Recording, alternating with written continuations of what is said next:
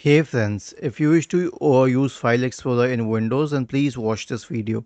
Now, usually the File Explorer icon is here, but if not, then you can always search for Windows Explorer or File Explorer and then open it. Okay. Now, once File Explorer is open, it will either open to the quick access menu or it will open to this PC. How is this selected? Click on these three dots here, select options, and then in the general tab itself, you'll find options for File Explorer, whether it will open to this PC or home page or any other specific page. Okay, and on the general page, you can select whether each folder opens in the same window or in separate windows, or if a single click is required to open a file or folder, or double click.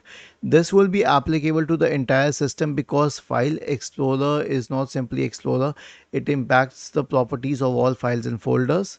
The next one is whether you want previous files to show in the home page or not. Okay, like right now it will show in the home page, but if I click on this option here and then select options and then turn all of these off and click on apply and okay, all of this will be removed. But what about the history that existed?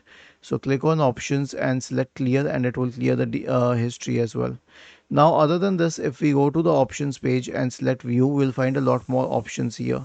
We can choose to reset the folders or apply the changes to all the folders or simply the folder on which we are working, or we can restore to the defaults. And obviously we have search properties here. If you are in doubt about any folder or file in File Explorer, simply go to the search bar and search for it. But it will only search inside the folder where it's working, and it will mention it here like search the pictures folder only.